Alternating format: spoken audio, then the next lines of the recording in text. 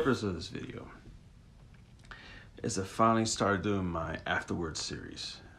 For those that haven't tuned in either on my social medias, Instagram, Facebook, or even some mentions I've done on YouTube, right?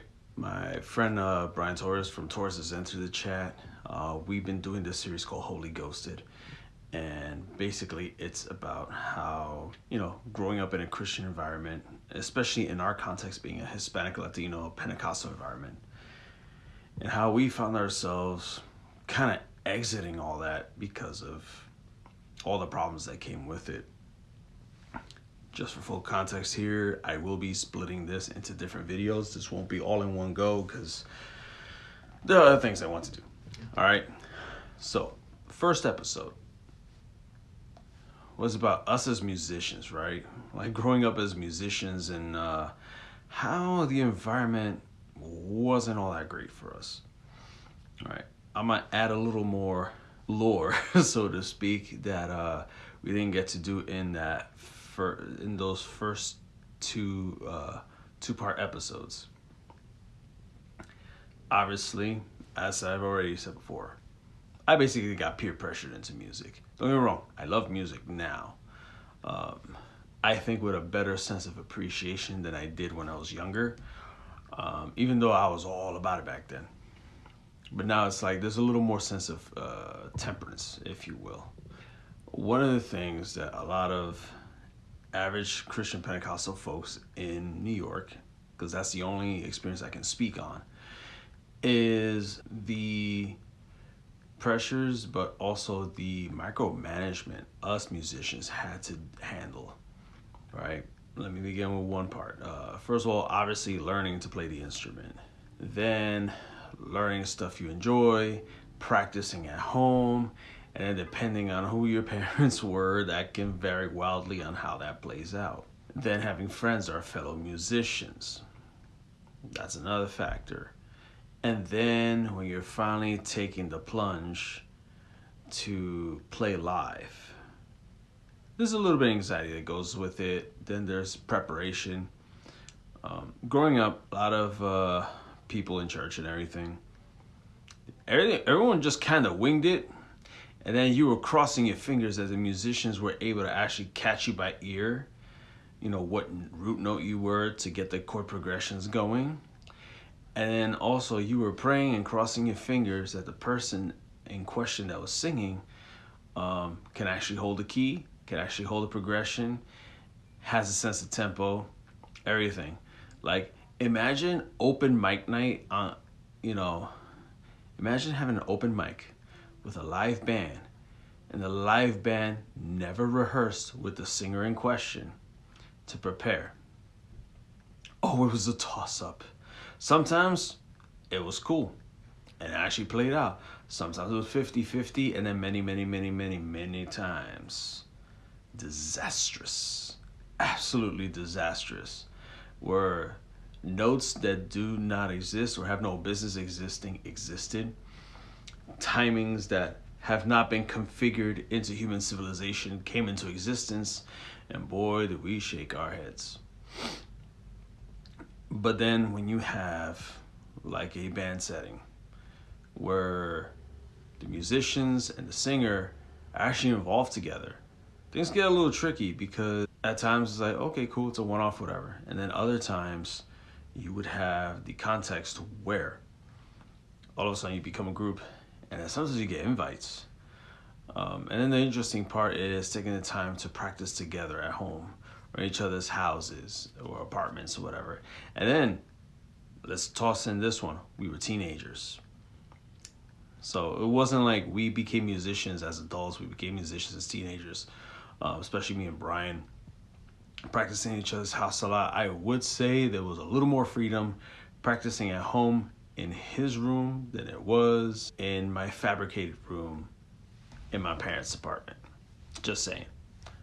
Not saying a plus or minus. It was what it was. And then, then when it came to preparing things, it came down to getting a drummer. And of course, we were learning back then. We were pretty new, especially during our Guardians of Salvation days. I mean, that's really taking it back. Like, I went from just learning how to play guitar, learning to play songs I like, either from favorite albums, singles, artists, whatever.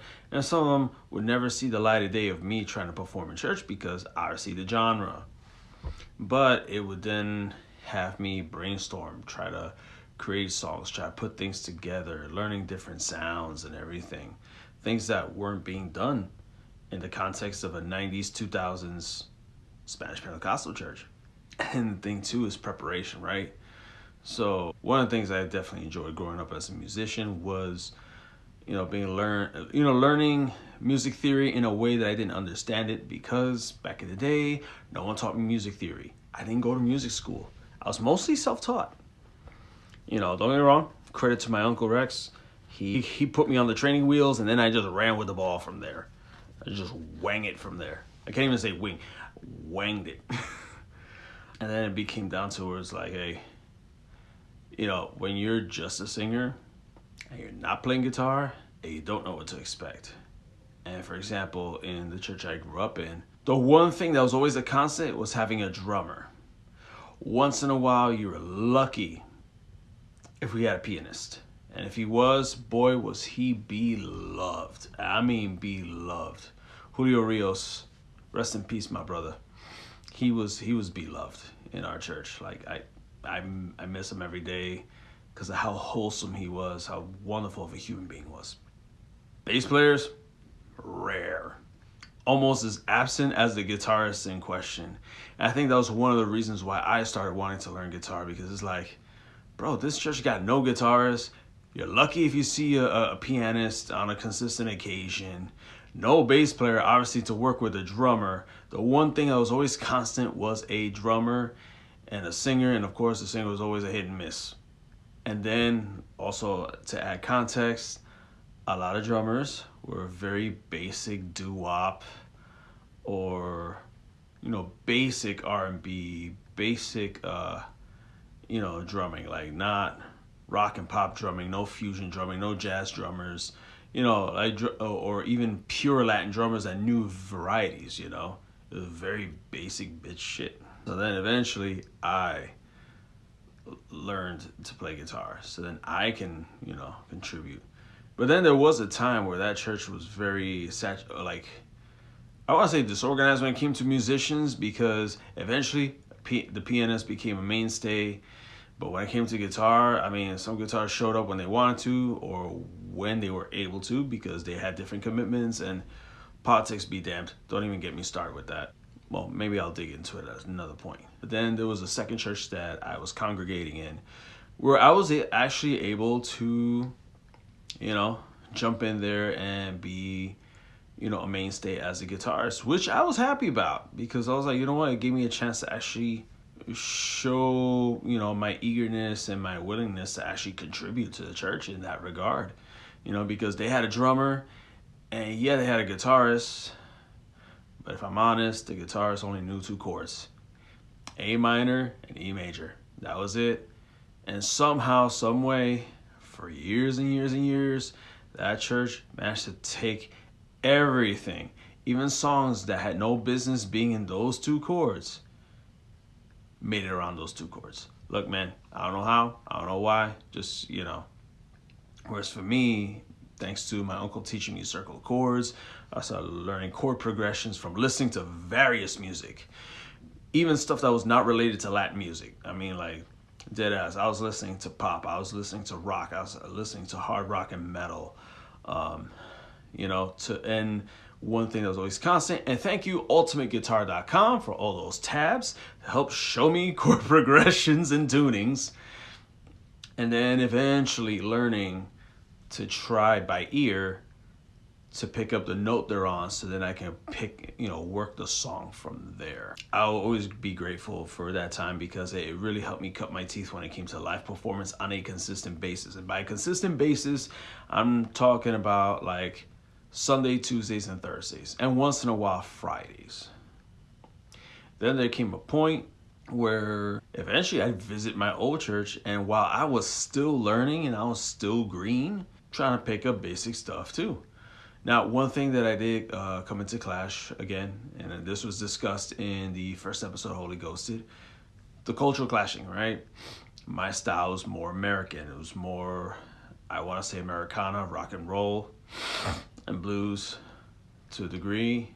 Whereas, the environment I was in, very Latin based. Even though when it came to musicians, things were kind of tricky there. Eventually, by the time I was in the second church I was congregating in, salsa within drumming and piano finally started introducing itself in the church. And even merengue. And somehow I was trying to finagle my way in there to kind of fit in the context, and thus the best way to describe it is almost like a Santana type experience. Granted, at that time I had not developed the ability to do lead guitar like Santana, but when you think about it, the Latin rock thing, the first thing you think of is Santana, Maná, Juanes, people in that department. Then we go further. Eventually, things were getting kind of tough because, as I mentioned with Brian before, how you had a lot of preachers, a lot of church politics going on when it came to music genres. And, where you're the guy that's more of an American in terms of your musical approach, you're looked at as the devil. No different than how, say what you want about Elvis Presley, but when Elvis Presley hit the mainstream, he wasn't this beloved guy among white people the way people make it sound today. They're like, oh yeah, he appropriated stuff. Yeah, I forget. They call this dude an N-word lover. They called his music race music too. And they found him to be a problem. Now, to be truthful, had he been 2-3 shades darker, he would have been burned to the ground. He was seen as accessible because of his skin color, and during the segregation era, of course, back in the day when Elvis was in the scene, but his music wasn't beloved like that. Maybe among teenagers, because, it was something new, it was something different. It wasn't what their parents were listening to, but still, it was a controversy. And Brian and I, we went through that shit too, to a certain extent. Because lo and behold, when it came to adults, most of them weren't a fan. Even with understanding that, hey, we're also learning musicians, aspiring musicians, while we're trying to contribute to the congregation where no one else was lifting a finger, if we're going to be real about it.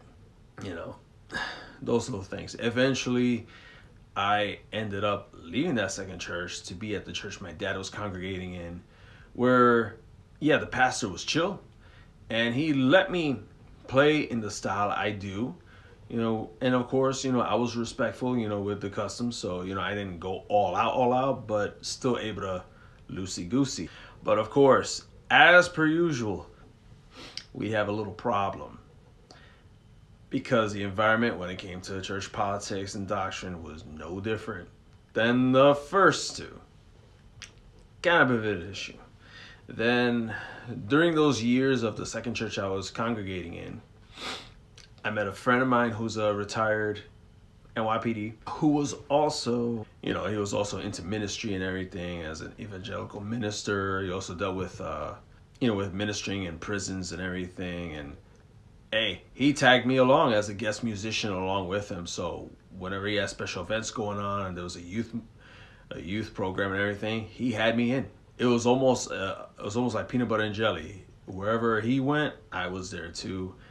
And it was cool because we got to hang out together. He understood my perspective because, again, he understood more new school stuff. He understood that, not everything is copy paste, old school Pentecostal. He was open to different genres. And not only that, to be fair to him, he was more in tune with the neo-Pentecostal environment when it comes to music, as well as modern music within Baptist churches and non-denominational churches. And I vibed with that with him as well. So it kind of made it easier for me. And in the process, I ended up meeting new people. I ended up experiencing new things and able to actually put myself out there. I want to say it was during 2004 through 2007. That's when me and Brian, we had Creative Robin Restored, and then we met other friends. Two of which I met because of a friend that I met when I was in college. And it was cool. You know, I really enjoyed it. Of course, there were butting of heads and everything. I mean, I guess it comes with the territory.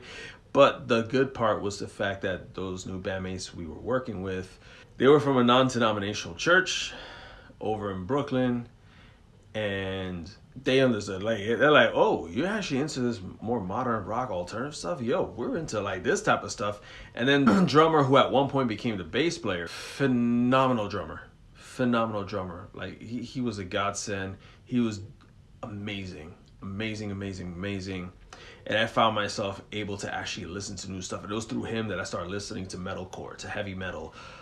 When I started working at Guitar Center, I started listening to progressive rock that I'd never heard before, symphonic rock, even progressive metal. You know, I ended up like listening to stuff I thought I'd never listened to like Evergrey, Killswitch Engage, Joe Satriani, Steve Vai, Yngwie Malmsteen, Ronnie James Dio.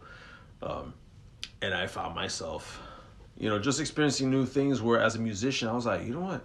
Damn, there's so much stuff out here that I never listened to before, especially Incubus. I mean, like, damn, I started like looking at Guitar One magazine, some of which I still have in my closet to this day here in my room in Tampa, and I'm like they're like treasure. Those magazines are treasures to me because instead of learning things through those magazines that now you can actually just Google now. You can Google it now, but back in the day, the amount of information that was vastly available to you wasn't as it is now, which I think is really cool.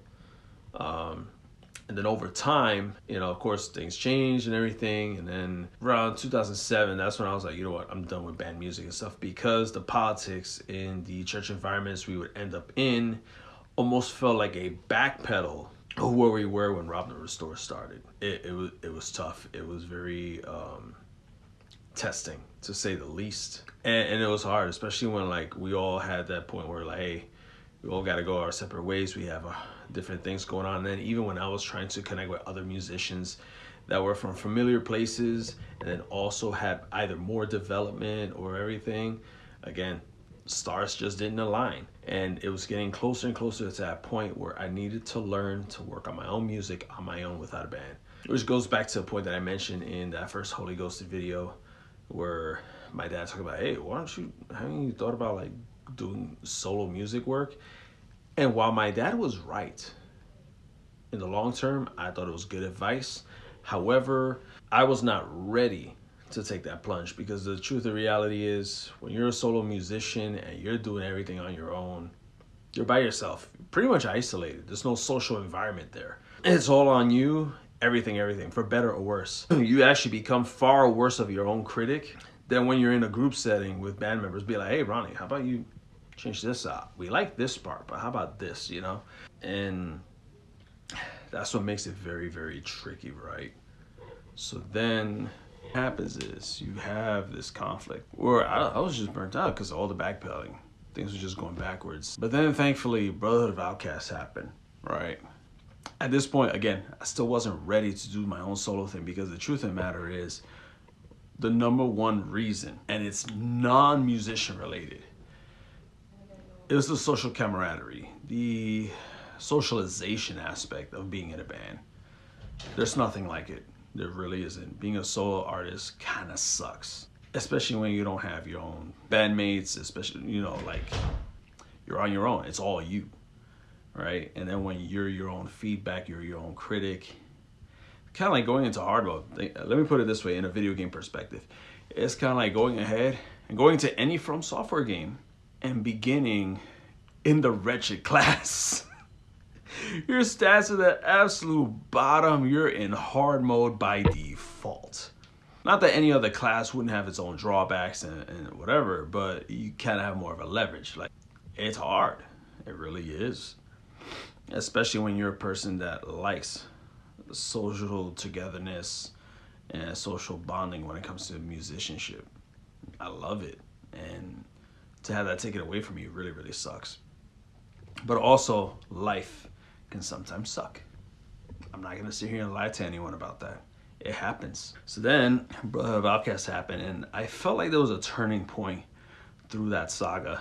And the reason being is because not only was Brian back in the picture, but Brian also brought along people I've never met, people I never really knew. You know, with Larry, who, wonderful dude, and his dad ended up being some sort of a musical catalyst for me when it comes to music theory, when it comes to composition, where I was like, you know, initially bumped heads a little bit because I was set in my ways to a degree, but also he was showing me something from all his experiences growing up as a musician in Nicaragua. And that helped me see things a little differently. Where I'm like, you know what? Yeah, you know what I mean? Where I was able to bring balance to the style I was developing while also expanding my roots into the Latin element. And I really appreciate that about Manny. And then because of that, I'm very grateful for Larry in my life for that. He was a fun bass player to have too, because he you know, Larry's Larry. You know, I'm gonna put it like that. Brian and I, philosophies maybe. So like, for example, Brian is very having a script, having bullet points and questions to prepare, which is great. I think that's awesome, especially when you're trying to produce an episode where it's like, you're not trying to go past the 45 minute mark. And that's fair, especially if you want to give room to an intro and an outro and all the fun stuff that we usually do as plugins in our videos, you know, for algorithmic gods to be pleased. Whereas me, I'm very off the cuff. I'm very unscripted. It was like, what I'm gonna say is what I'm going to say. It may or may not come out the right way. It may not play out the way it's planned in my head. Because even though I'm very off the cuff, there's a little bit of micromanagement in the back of my head. But oftentimes what ends up happening is I'll have the scenario play in my head, and then when it's time to go, it may fare out very, very differently. That's just how it is, you know. And sometimes I can produce fun results, and sometimes not so fun. It happens. And I accept that. I totally own that. You know, I don't take any beef with it. When I met Sid, who's also a longtime best friend of mine, homeboy knows how to weaponize ADHD when it comes to music. I mean, go check him out on TikTok and Instagram, Sorrow Official. He's freaking awesome. He's awesome. It's like whatever he has in his head, he plays it. And then pretty much like From Software, you have to put together the pieces in your head. What is he playing to in terms of rhythm and sound, aesthetic, and atmosphere? Because at first glance, you'll hear him play something, it's like, what the heck is he playing? Like, what timing is he on? But then when he starts letting you in, and he starts showing you, like if you know him, he'll show you the stuff that he's using as a reference, and you're like, oh, I actually hear it now in my head. Like, it's like, you know, like the pieces of the puzzle that you do not see or hear, they're in his head, and all he's doing is just channeling the guitar aspect of it, whatever it may be. And that's awesome. And then me and him, forget about it. Me and him jamming, it's magical every time. Make no mistake about it. It was like peanut butter jelly. Always work together, you know. And then, you know, we had Massimo at one point because Larry wanted to focus on singing and kind of give me a break with trying to do so much. And Massimo, he's amazing dude. I would say his style was kind of like a mix of Tool and Red Hot Chili Peppers. So yeah, style was very, very different from the rest of us. But then again, we're all neurodivergent if you really think about it, right? So like Larry, he's very like mellow, laid back. I would say his singing style was more like AJ from the Backstreet Boys, more mellow, more lower, more of a background, but yeah, he's put up in the front. Where you know, he was more like a baritone, almost touching tenor, whereas me, I'm like on the lower end of alto, sort of tenor. So there was that, you know. And then, you know, Brian again, he was more in the rhythm section, although he wanted to do his own thing to contribute, and it's fine. Like, we kind of just left it open. Sometimes it worked, sometimes it didn't. Creatively, sometimes things just didn't play out, and that's all right. But Massimo was awesome. He was awesome to have. And then at one point we went back to like a big three type of layout because, you know, Brian had to take care of things in life. And then towards the end of the band's run, if I'm honest, it came down to just the three of us, me, Sid, and Larry. By that point, we were playing less and less churches because, well, our sound just wasn't going to fit. Even though we knew how to wiggle around, where it's like, hey, we're doing our thing. But then it came to a point where it was like, there was clashing more towards the drum, towards Sid, and it's like, but ultimately what ended up being the end of the band overall in terms of activity was the fact that, hey, life happened, right? Sid went through his stuff. Larry's job situation demanded more attention where he was not going to be available. Brian was dealing with his own stuff and work. So then that's when the crossroads came to, like, Ronnie, so remember that thing your dad told you about needing to strike out on your own and create music without anybody? Yeah, that part. And it was throughout the years of, I want to say, around 2009 or 2010 where I started to actually start, like, little by little just fiddling with my MacBook and an audio interface and stuff and just learning stuff, right? And then eventually over time, it was around 2012 where I actually started being a little more proactive about, like, sitting down, actually creating things, putting things together. Then when I moved down here from Brooklyn to Tampa, after settling in and whatnot, that's when I actually started really putting some headphones on, putting a microphone, getting a better audio interface, and really, like, zeroing in on making some music just so I can have the peace of knowing, you know what, I did that by myself. No one else sat down with me. I didn't have to spend $1 bajillion in a studio. I didn't have to do X, Y, or Z. This was all me. Like, this is me, for better or for worse. No matter how great it sounded, no matter how meh it sounded, the point was I accomplished that. It was a goal that I set and a goal that I attained, and made it happen, That meant a lot to me. And then doing little EPs and then eventually making a full second album. And then at one point, when looking at the running time of the first album and the second album, I was like, there's enough music to make it into one big album. Like, just shy of, like, 80 minutes or something. But I didn't realize that, because back in the day, you put an album out, it was either by numbers, it was like, oh yeah, you got 10 songs? That's it. Boom, put it out. But I've seen so many weird album stuff in the past was like, some things were arbitrary and some things was like, does it really need to be that many tracks? I'll give an example. Like Roberto Orellana from Chile, almost every album he put out, 8 songs. He never put 10, right? Rene Gonzalez, he would usually put anywhere between 12 to 14. And then your average, like, rock or metal album, you'd have about 12 to 14 tracks. And then you had Death Magnetic from Metallica, where they managed to crunch in a brutal 72, 73 minutes into one album. And I forgot how many tracks there were, but they put a lot of minutes in. They maximized the CD medium as far as the eye can see. Of course, we live in a different world now where it's like, EPs are almost the norm, Granted, you always want a full album. Like, you want to do it. But these days, some people ain't got time to make a full album. And putting a single out there that they personally enjoy and put a lot of soul into it, that ends up being the thing. And that's okay. I don't have an issue with that. You want to do that, that's cool, But then some of us have the itch where it's like, do I really want to put out an EP? Or should I just have enough music stacked up to make an album? But sometimes, and I'm understanding this now that I'm 40, sometimes those EP sessions, they have a certain flavor, they have a certain vibe, and then trying to stack up a bunch of music and try to make it into one album, it's almost like trying to fit 3 or 4 points of time into one, and sometimes it just doesn't gel. So for example, I had put, right before the pandemic, an EP called At the Gym, right? And literally just 3 tracks. That's all I did, right? 3 songs, right?